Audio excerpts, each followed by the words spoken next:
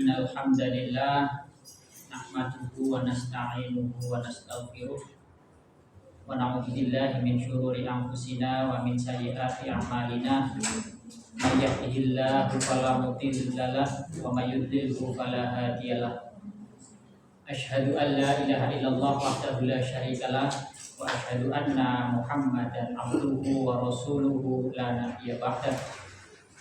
Allahumma salli wa sallim wa barik ala nabiyyina Muhammadin sallallahu alaihi wasallam wa ala alihi wa ashabihi ajma'in, amma ba'du. Qala Allah ta'ala fi kitabihil karim, a'udzu billahi minasyaitonir rajim. Bismillahirrahmanirrahim. Ya ayyuhalladzina amanu taqullaha haqqa tuqatih wa la tamutunna illa wa antum muslimun. Ya ayyuhalladzina amanu kutiba alaikumus syiyamu kama kutiba alal ladzina min qablikum la'allakum tattaqun. Masyarul muslimin wal muslimat rahimani rahimakumullah. Pertama, marilah kita panjatkan rasa syukur kita kepada Allah Subhanahu wa taala atas karunia nikmat sehat, nikmat iman. Dan jangan lupa nikmat yang Bapak Ibu sudah dikabulkan oleh Allah, yaitu nikmat doa ketika di bulan Rajab kemarin, di bulan Sya'ban kemarin. Allahumma balighna Ramadan. Artinya doa kita sudah dikabulkan oleh Allah dan kita sudah sampai umur kita di bulan Ramadan. Ini perlu kita syukuri. Kemudian sholawat dan salam semoga senantiasa tercurah kepada Nabi kita Nabi Muhammad Sallallahu Alaihi Wasallam serta para keluarganya, para sahabatnya, dan para pengikut sunnahnya yang istiqomah hingga akhir zaman. Bapak Ibu yang dirahmati Allah, tadi saya bacakan terkait ketakwaan ya, karena esensi dari puasa adalah la'allakum tattaqun. Agar kita menjadi orang-orang yang bertakwa, maka ya ayyuhalladzina amanu taqullaha haqqa tuqatih.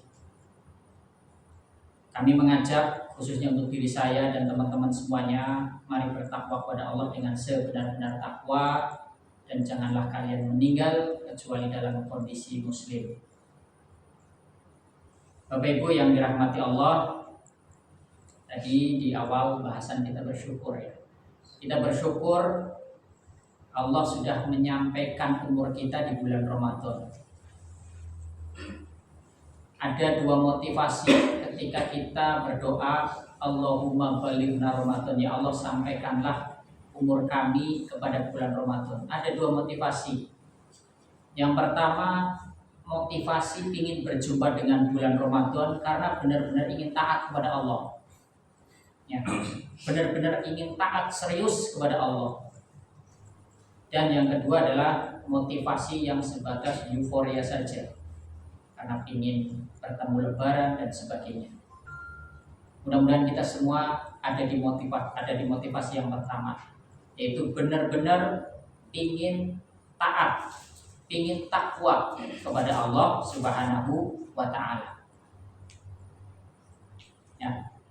Dan kita bersyukur sekali bisa berjumpa dengan bulan Ramadan. Kemarin Tak Syahid sudah menyampaikan keistimewaan bulan Ramadan dan sebagainya. Jangan sampai Ramadan kali ini kita berlalu tanpa ada makna yang baik. Kalau kita lihat, ya bersyukur sekali kita berjumpa dengan bulan Ramadan. Kalau kita lihat, kita punya orang tua atau punya mbah yang sudah meninggal, yang sudah wafat, mungkin puluhan tahun, bahkan ratusan tahun. Apakah mereka bisa kembali ke dunia untuk bisa menikmati bulan Ramadan? Tentu tidak. Ya, mereka sudah berada di alam kelanggengan, alam yang kekal. Dan kita juga harus menyadari bahwa kita pun semua nanti akan menuju ke sana. Ya. Maka dari itu, mari kita di bulan Ramadan ini benar-benar kita maksimalkan sebaik-baiknya jangan sampai Ramadan berlalu tanpa kita mendapat ampunan dari Allah. Karena Rasulullah Shallallahu Alaihi Wasallam bersabda, celaka. Ini sebenarnya perkataan atau doanya malaikat Jibril, celaka bagi orang yang berjumpa dengan bulan Ramadan tapi tidak diampuni dosa-dosanya. Kemudian itu diaminkan oleh Rasulullah Shallallahu Alaihi Wasallam. Yang berdoa malaikat Jibril, yang mengaminkan adalah Nabi Muhammad Shallallahu Alaihi Wasallam. Jadi benar-benar pentingnya bulan Ramadan supaya kita mendapat ampunan dari Allah Subhanahu wa Ta'ala. Maka dari itu saya mengajak khususnya untuk diri saya pribadi dan teman-teman semuanya, Bapak Ibu guru semuanya, mari perbaiki kita diri ya di bulan Ramadan ini. Jangan sampai bulan Ramadan berlalu tanpa hal-hal yang baik. Kita tingkatkan kualitas ibadah kita dan kuantitas ibadah kita. Maka dari itu perlu mindset, cara berpikir kita bahwa kita benar-benar hamba yang ingin benar-benar taat kepada Allah atau hamba yang ingin mengejar akhirat. Itu mindset kita. Kemudian setelah mindset, baru kita tanamkan grit atau daya juang atau etos kerja agar kita tidak mudah futur, karena cuma 4 pekan nih, ya 4 pekan Ramadan ini kan. Supaya dalam 1 bulan ini kita tidak futur, bagaimana caranya kita tanamkan grit, daya juang kita dan mindset kita itu benar-benar hamba yang benar-benar pencari akhirat. Nah, memang tidak mudah Bapak Ibu untuk menumbuhkan keistiqomahan dalam 1 bulan, memang tidak mudah. Karena tentunya banyak godaan-godaan. Walaupun di bulan Ramadan setan-setan dibelenggu, tapi karena kita punya hawa nafsu, maka itulah godaan kita. Ya. Dan seperti kita ketahui bahwa ketika kita malas beribadah, malas buka Al-Quran, bahkan kita sering dengar ya, orang-orang atau ustadz-ustadz berbicara bahwa ketika kita malamnya bangun untuk sholat tahajud itu rasanya berat, malas, berarti ada hal-hal hati kita yang kotor atau hati kita yang rusak. Ataupun ketika malam kita berat untuk melaksanakan tahajud, berarti di siang harinya kita melakukan hal-hal yang tidak baik ataupun dosa. Dan itu yang merusak hati. Jadi memang tidak mudah menumbuhkan konsistensi, menumbuhkan istiqomah dalam beribadah. Makanya butuh penanaman mindset yang kuat dan grit, daya juang yang kuat, tentunya dengan memperbanyak keilmuan dan keimanan yang menumbuhkan keimanan. Nah, di sini terkait dengan bagaimana supaya kita menjaga hati kita supaya bersih, ya, tidak mudah ternodai dan sebagainya, maka kita perlu pahami. Dan saya mengutip di dalam kitab Tazkiyatun Nafs, ya, kitab Tazkiyatun Nafs karya Abdul Mubarak rahimahullah. Ada 4 racun di dalam hati yang bisa membuat hati itu sakit.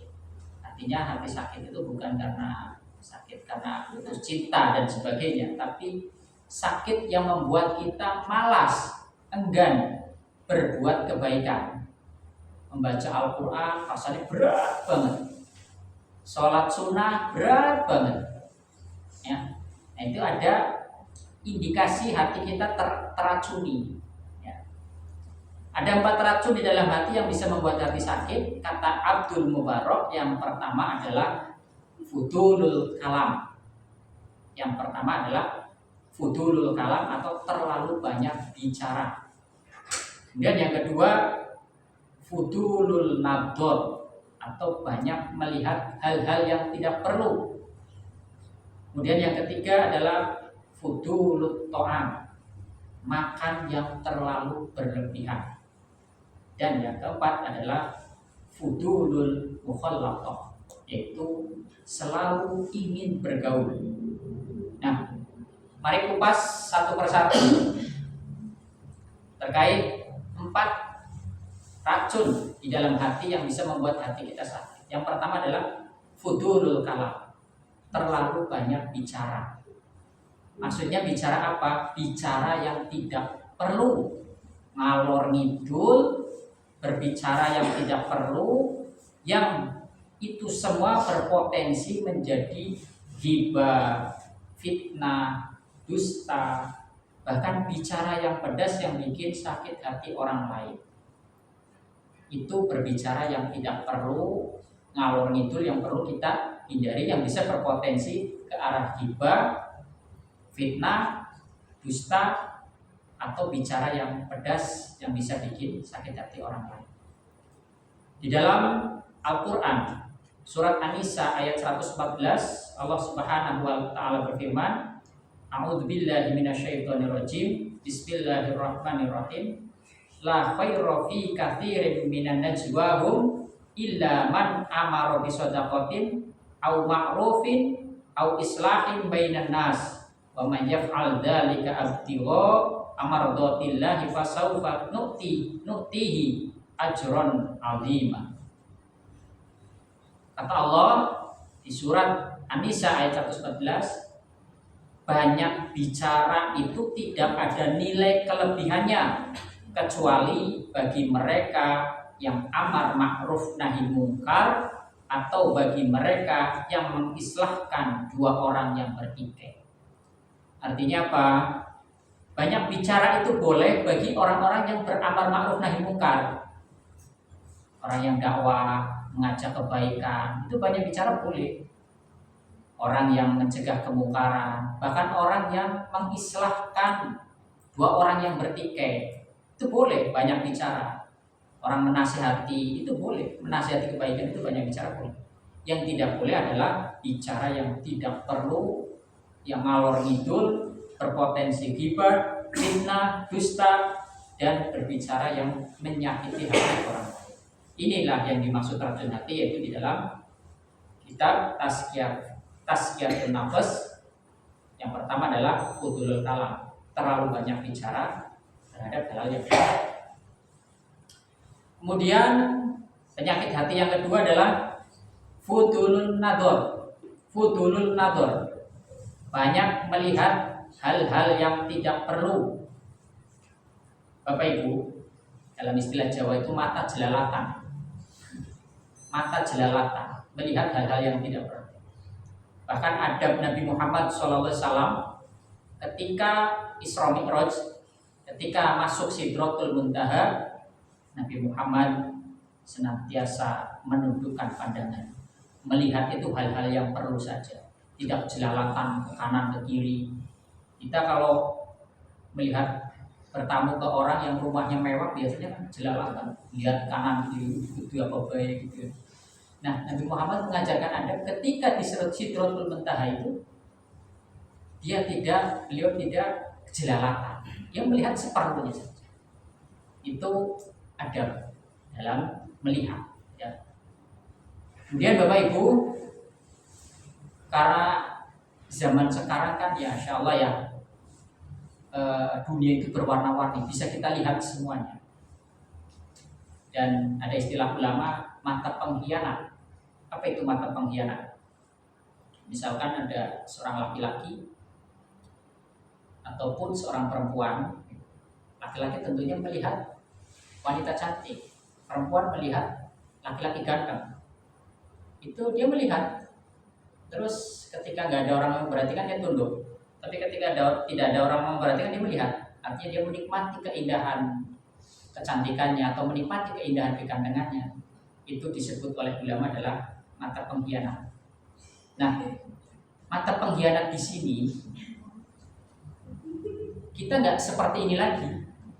Kita melihat HP saja. HP kan media sosial dan sebagainya, banyak foto-foto wanita cantik dan sebagainya. Bahkan kalau lintas negara, budayanya negara Eropa dan sebagainya, mereka nggak pakai kerudung semua. Kita melihatnya kerol, menikmati. Kalau anaknya atau istrinya lihat tutup ini ya, biasa begitu ya. Nah, itu bisa dikategorikan mantan pengkhianat. Nah, maka dari itu untuk menjaga itu kita harus pintar-pintarnya menundukkan pandangan, walaupun itu sulit menundukkan pandangan.